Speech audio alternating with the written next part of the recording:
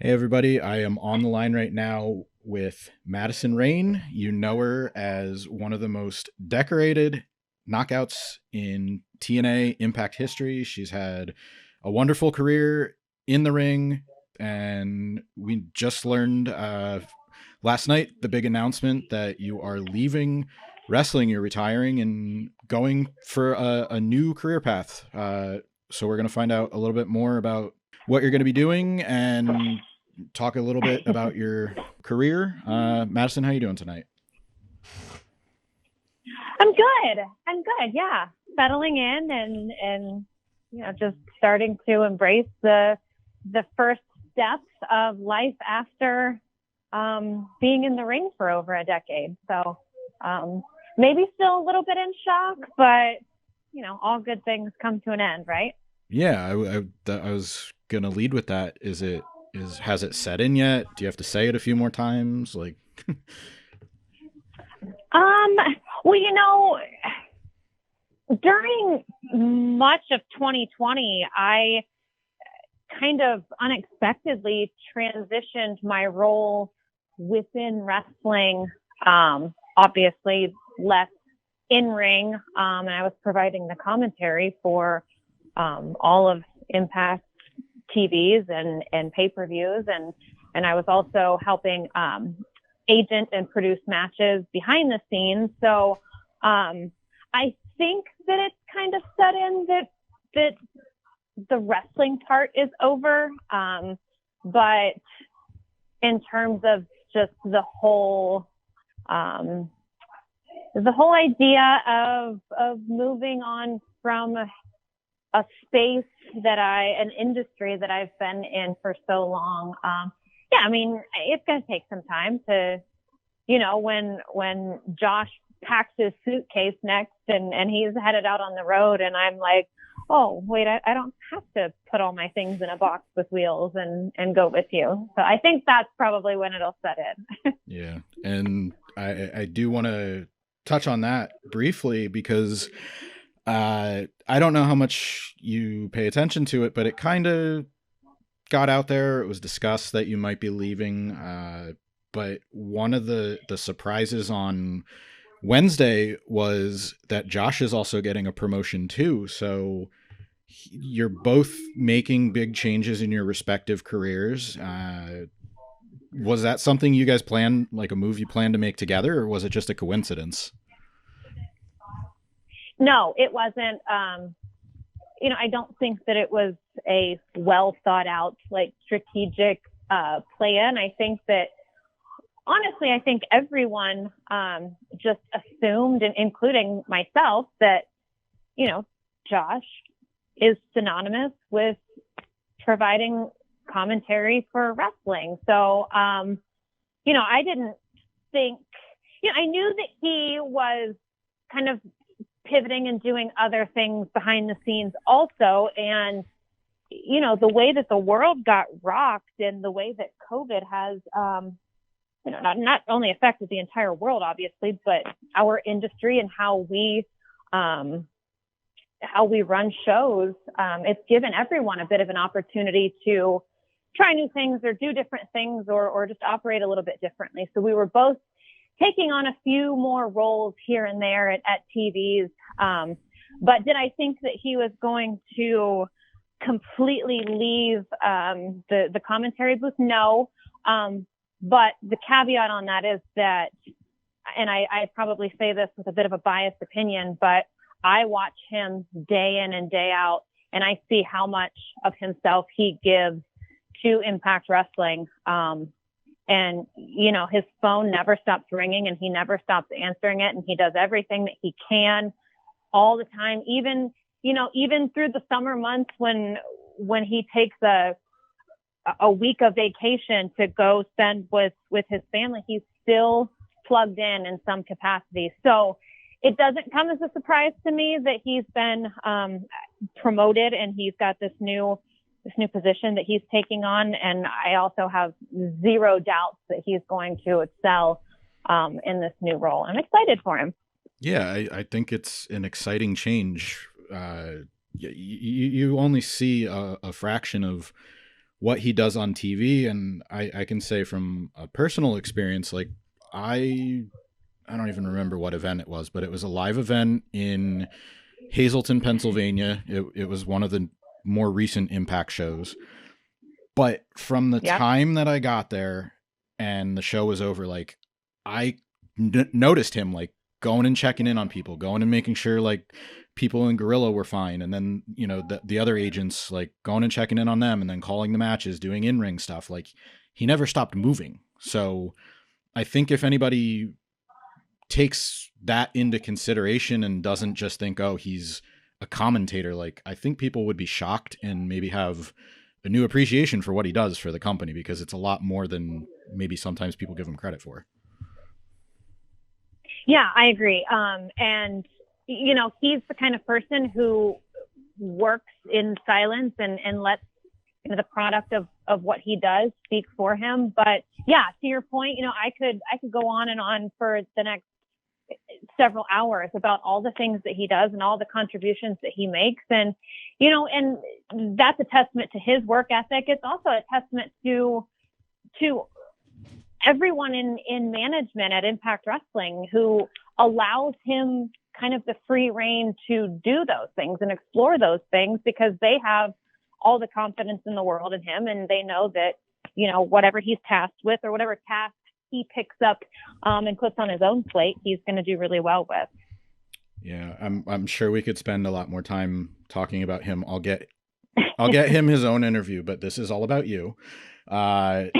And I want to I want to go back a little bit, because I recently spoke with Taylor Wilde, who is another notable name in TNA history, and one of the things we talked about was the diversification of the knockouts division and women's wrestling. And, women have substance and character and all this stuff. And it's a testament to giving women an opportunity beyond the ring. And she named you, Gail Kim, and Renee Young as people she is inspired by. And it's motivating, because like it used to be, oh, you hit a certain age and you're done in the ring, so to speak. But now you have, and more to your point about all the things you said you're doing off camera, like it's great to see that you can produce, you can interview, you can work a match. I just wanted to kind of get your thoughts on, being able to do those things. Like, did you ever reach a point where you thought like, okay, I know I have to do something after wrestling, broadcasting is what I want to do? Like, or was it just something that you kind of tested the water, dipped your toe in, and really fell in love with? No, anytime that I have ever been put in a position to provide commentary, it was kind of spur of the moment. And the first time I started doing it was, I'm really bad with dates and timelines, but I think it was 2016-ish when Billy Corgan was a part of the company, and he came to Josh and I and said, how would you guys feel about doing some commentary, like trying it out and seeing if there's anything there? That was not something that I suggested, but obviously it was a new fun adventure and I was going to get to do it with my husband. So I thought, yeah, sure. So, there for a brief period of time, I was able to do commentary for exclusively for the Knockouts segments on Impact. And that was short lived, but it was something I liked. I enjoyed it. Always keeping in the back of my mind, I don't remember who it was, and I couldn't even take a guess at when it was. But I remember at some point in my career hearing, once you get on the wrong side of 30, you need to start figuring out what your plan B is going to be. So I'm glad that I've been able to kind of defy that and debunk that. But no, anytime that I did commentary, and even recently, when I started doing it back in March or April, that wasn't something that I asked to do or that I initially was super passionate about doing, because to be quite honest, even up until the last match that I called, it made me very nervous. I put really high expectations on myself with doing that, because the talent in the ring deserve that. Like, they deserve the proper soundtrack to what they're doing and all the hard work that they're putting into the ring. And then I obviously also knew that no matter what, I was going to be connected to Josh, and I was going to be a representation of his teaching. So it was something that made me very, very nervous, and I didn't really get super comfortable with until just a couple of months ago. But no, it was never anything that I asked to do, but I'm super thankful that I was given the opportunity. I did back again in 2016 ask and pitch the idea of being a part of the creative team. And at the time, John Gaborik was in charge, and he gave me that ball and let me run with it. And I feel like I did a pretty good job there too. And so, all of these opportunities have come to me in one way or another. And I'm just super thankful that the right people said yes, and had enough trust in me to allow me to try to do all these things, which, I guess in turn has opened doors, or at least provided food for thought for other women to also try to branch outside of the ring, but still within the wrestling space to do other things. Your career began, you started with TNA, but you came from Shimmer. Like, how much of your time there influenced what we saw from, whether it was you individually or maybe behind the scenes when you were doing some of the producing for the Knockouts division? Like there wasn't really too many women focused wrestling promotions that caught on for a long period of time. And then you hear about like Shimmer and Shine, and then the Knockouts are really the one that get the spotlight, so to speak. So moving into a position like that where you're involved in creative, did your time then influence how you decide, like, some of the ideas you pitched or how you wanted to position the women? Because all of those promotions take women's wrestling seriously. Strong, powerful women with character, and it's not treated as women's wrestling like it was in the 90s and before that. It wasn't. It's Sure. More respectful and less spectacle, so to speak. So can you? Sure. Yeah, absolutely. I've said many, many times, and I will say it as many more times as someone will give me an outlet to say it. I'm forever grateful for Dave Prazak and the opportunity to work for Shimmer, because when I was starting out, that was, in all of our eyes as female performers, that was where you needed to be to get the proper eyes on you, because of what you just said, because they were giving women a platform to showcase what they could do. They were getting time to wrestle, to show a character, to show what they could do and what they could bring to televised wrestling. And so I'm forever grateful for Dave Prazak and everything that he did for women's wrestling. And, I was fortunate enough to have an opportunity at Shimmer long before I probably deserved it. And I say the same thing about, my first few months, or even my first year at TNA. Somebody saw something in me that I didn't see in myself at the time, but they gave me that opportunity and gave me the ball, and I ran with it as fast as I could. And so I think about those things, or I thought about those things when I was part of the creative team, or recently when I've been helping produce matches, that,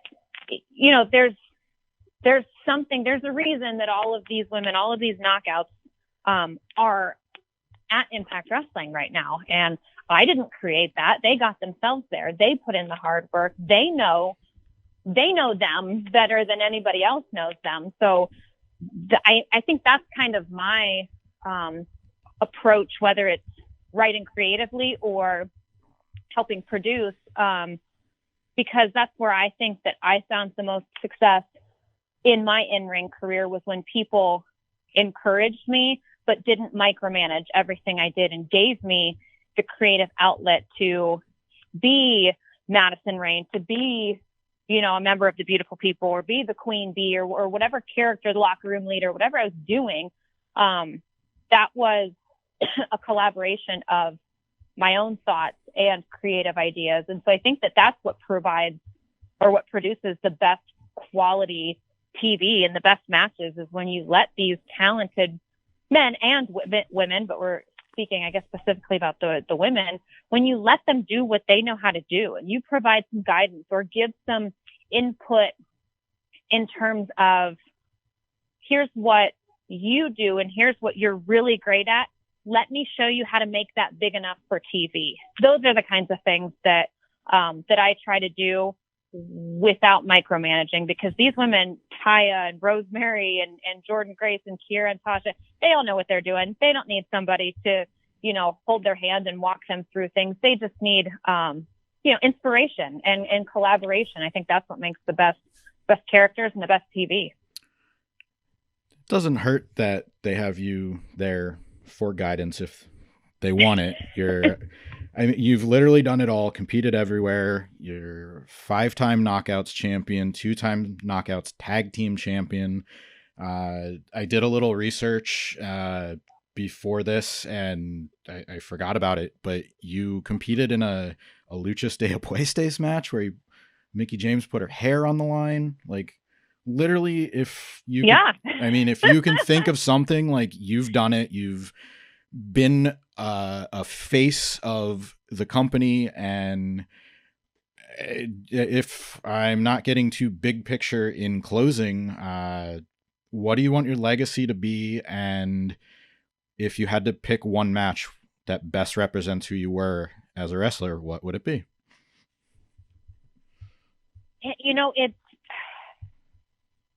I don't know, because I have tried, not hard, because it's just the way that I was brought up and the way that my parents raised me. And I would like to think that I've remained really humble throughout my career, and that I've just, the opportunities that I've been given, I would like to think that I've been given all of them because I worked hard, and I was easy to work with.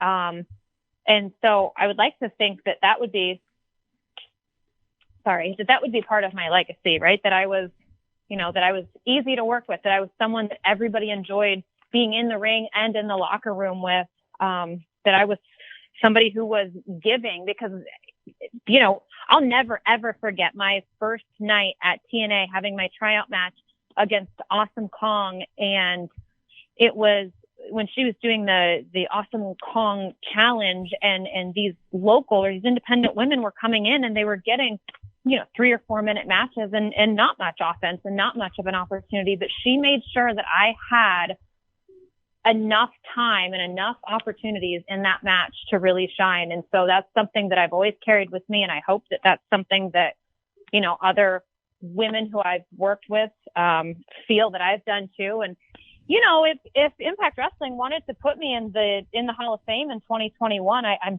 sure that wouldn't be an awful way to put a bow on this fantastic career. I think that would be a great idea. You think about all of the accomplishments that I listed, and then you have the tenure, you have the accolades. Why not Madison Rayne for the Hall of Fame? Right? Exactly. Why not Madison Rayne? We'll turn that into a hashtag. I'm happy to be on the ground floor of the movement, and I thank you very much for your time this evening. I know you are leaving on a good note, and you have a lot to look forward to, and thank you for your time and your contributions to wrestling. Everybody, Madison Rayne. Thank you so much.